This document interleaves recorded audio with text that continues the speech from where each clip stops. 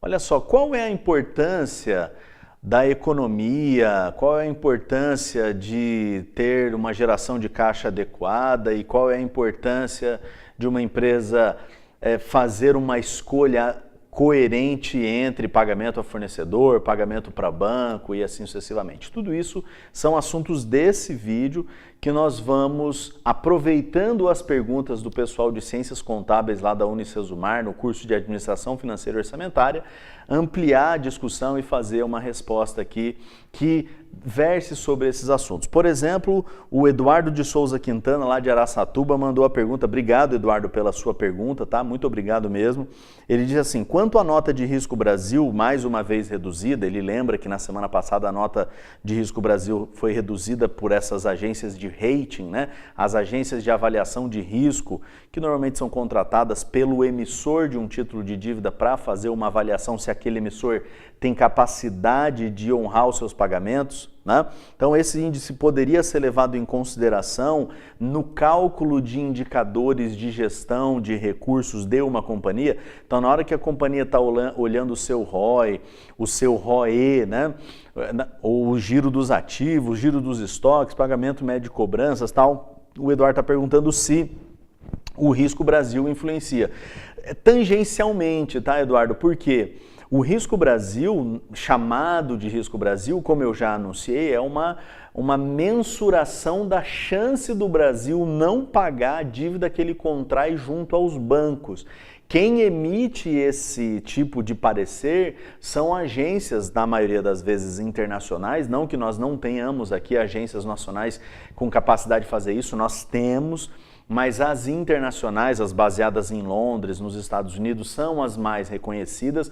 Três principais, né? Standard & Poor's, Moody's e a Fitch, que são as que mais avaliam e são mais reconhecidas, tal. Então elas rebaixam a nota dizendo que o Brasil pode ter mais ou menos chance de não pagar a dívida que contrai, né? Quando que o Brasil contrai dívida? Quando ele emite título público federal e as pessoas compram esses títulos públicos. Isso é acessível inclusive para a pessoa física, tem vídeos aqui no canal falando sobre o Tesouro Direto, explicando um pouquinho isso aí, outros vídeos aqui falando sobre juros, tal, que também eu explico a composição da dívida, mas enfim, é essa dívida, é esse risco Brasil que as agências medem.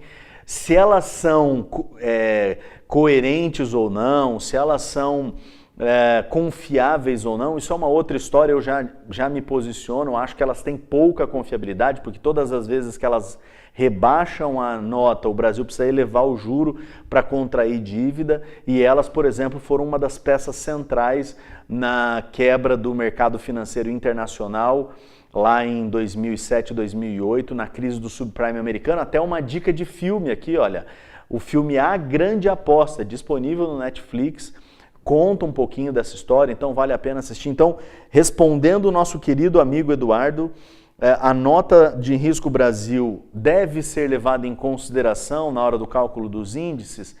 No cálculo dos índices propriamente não, né? Os índices de gestão de recursos propriamente não, mas é uma questão que deve ser levada em consideração pelo administrador financeiro, porque ele já sabe que um rebaixamento da nota brasileira por essas agências vai ocasionar uma pressão sobre a taxa de juros.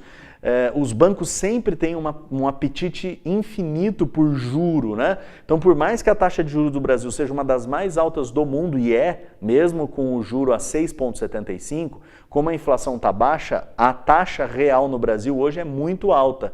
Eu também já fiz vídeos aqui no canal explicando taxa de juro real e nominal e tal. Enfim. Então, o que eu estou querendo com isso dizer é que o administrador financeiro olha para a remuneração para a nota que as agências de rating oferecem para o Brasil e percebe-se que aí pode vir uma pressão por aumentar juros e isso nunca é bom, tá bom? Eu espero ter ampliado a pergunta, né? Colocado mais coisas aí na pergunta para dirimir todas as dúvidas possíveis nesse caso, tá, Eduardo? Se não foi o caso, você vai continuando me me falando aí, a gente vai dialogando. Jussara Tomás de Oliveira, ela é de Maringá, Paraná, um abraço. Jussara, no ponto de vista de crédito, vou resumir aqui o que a Jussara está perguntando. Ela pergunta se vale a pena emprestar dinheiro do banco para pagar fornecedores ou se vale a pena disponibilizar dinheiro dos sócios para pagar fornecedores ou se vale a pena tentar ampliar com os fornecedores os prazos de pagamento. Então eu fui buscar algumas informações, eu até vou deixar o link na descrição do vídeo aqui. Hoje, para uma empresa captar recurso de giro, por exemplo, né, para pagamento de fornecedores, normalmente está aí dentro de um prazo de 360 dias, então capital de giro, mais ou menos uns 2% é o custo do capital de giro para uma companhia, para uma empresa tomar nos principais bancos brasileiros, né? Esses são dados oficiais do Banco Central do Brasil. Então, captar 2% ao mês significa ao redor de 26%, 27% ao ano. Você pode ter IOF, você pode ter outras taxas que os bancos cobrem. Então, é bastante dinheiro, né? Imagina 27% ao ano.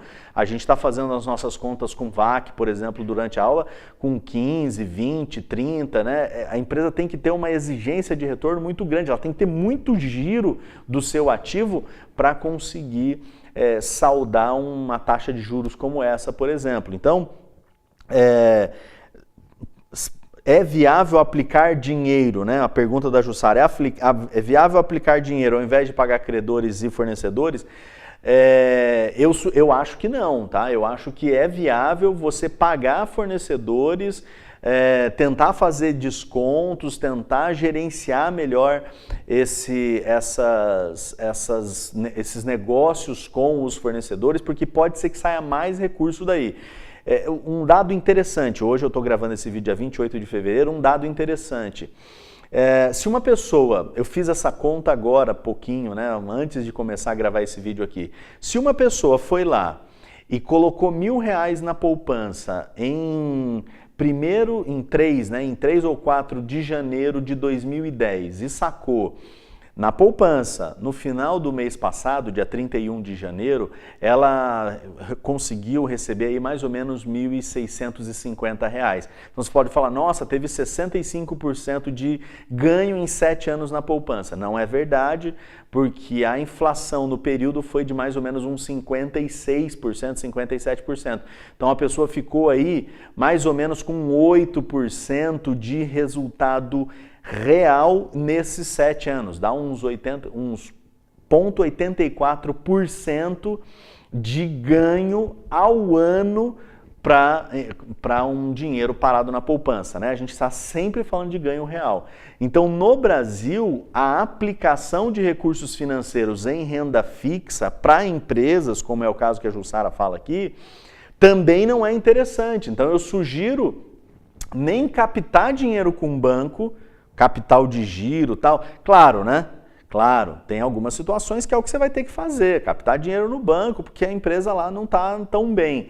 Mas captar dinheiro no banco traz uma exigência grande de performance para a empresa. Captar 2% significa que a empresa tem que gerar muitos estoques e ter uma boa margem para conseguir fazer o pagamento desse juro e ainda ter resultado, tá? Então é complicado.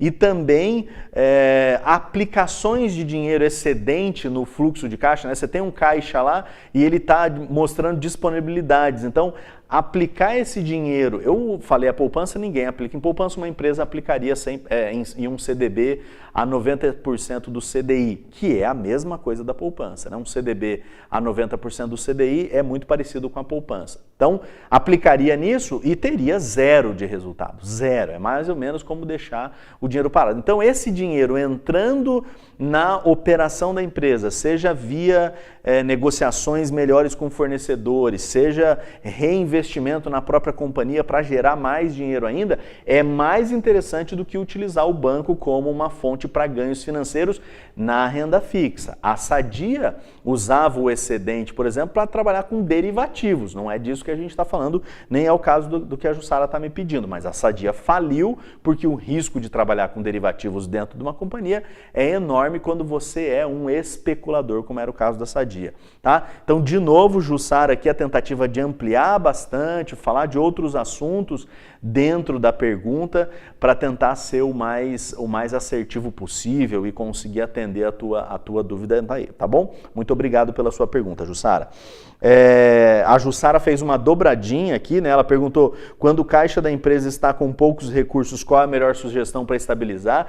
Então, dentro dessa mesma linha, de tudo que eu já falei, agora ao contrário, a empresa não tem dinheiro disponível, o caixa está precisando de dinheiro, então o que a empresa deveria fazer ou qual é a melhor saída? Antecipar recebimento com clientes. Eu não estou falando de ir lá descontar a duplicata com o banco, de novo, porque isso é caro, cerca de 2% também ao mês para desconto de duplicata, aí 26%, 27% ao ano para desconto de duplicata, é bastante dinheiro. É 27% que você deixa na mão do banco ao invés de estar aqui dentro da empresa. Então, às vezes, vale trabalhar com desconto para o cliente. Se o cliente te der... Você pode vender em 6 vezes para ele, ou em 5 vezes, ou em 3 vezes, mas se você der um desconto de 5%, você vende em 3 vezes, mas se você der um desconto de 5% para um pagamento à vista, para ele te pagar rápido, você vai gerar caixa rapidamente, num custo menor e com benefício para o cliente. Então, você não precisa do banco para fazer essa intermediação. Então, de novo, né, a ação do administrador financeiro de perceber, olha, a gente vai precisar de caixa mais ou menos aqui. Então, vamos startar com o pessoal na área de vendas como fala, né, uma meta, né, uma campanha, essa era a palavra que eu estava procurando, uma campanha para buscar clientes que paguem curto, paguem rápido, paguem à vista ou paguem no pedido. À vista é assim, né? A mercadoria chegou, eu pago, ou no pedido, fiz o pedido, já pago, e isso traz mais dinheiro para a empresa, tal. Então, são saídas melhores do que descontar a duplicata, do que pegar capital de giro, que é sempre muito mais caro. Tá bom, Jussara? Obrigado novamente aí pela participação. E por fim, o Maicon Franco Antonelli, também de Maringá, ele diz, professor, olhando os números relacionados ao ciclo operacional e ciclo de caixa, podemos saber se a empresa está bem ou não? Qual é o parâmetro a partir do ciclo operacional e o ciclo de caixa para saber se uma empresa está bem ou não? Na realidade, o ciclo operacional e o ciclo de caixa é mais para você comparar eventualmente a empresa com outros setores. Então, novamente, né, lá na aula eu apresentei numa perspectiva de análise fundamentalista, que é para isso que serve.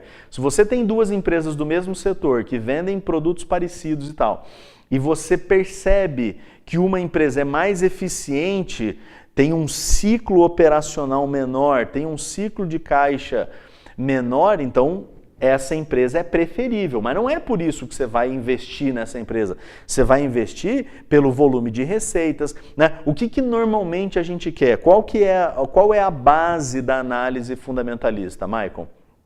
Mais receita, menos despesa. Mais margem, quanto mais margem melhor, mais liquidez, mais disponibilidade. Então, esse é o conjunto básico que a gente olha na hora de fazer a análise fundamentalista. Eu quero mais receita, menos despesa e, portanto, mais margem, mais remuneração para os passivos, né?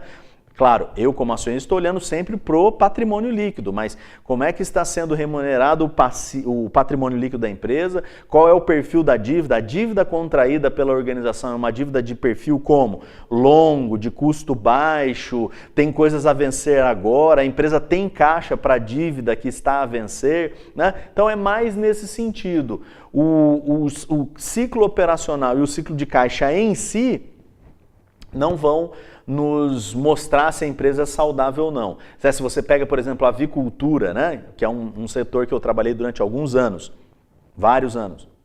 Então, desde o momento que a empresa coloca dinheiro para comprar o pintainho, depois a ração para esse pintainho, depois o pagamento para o integrado lá, para a pessoa que cuida dos pintainhos, aí vira o frango, traz o frango para dentro do abatedouro, abate, corta, embala, congela, distribui, vai lá para o distribuidor, depois para o açougue, para aí a pessoa pagar, que paga o distribuidor, que aí paga O abatedouro, então, é um volume de dinheiro enorme, né? E você imagina que o ciclo operacional aí pode ter 100, cento e tantos dias entre o momento que você colocou o pintinho lá no campo, ou o pintainho, como eles gostam de dizer, o pintainho no campo, até o momento que você recebeu a venda, pode ser transcorrido aí 90, 100, 120 dias, então você tem que bancar todo esse momento, todo esse tempo, porque até o ciclo operacional se suceder, o abatedouro é que está bancando a grana, por isso só não, né?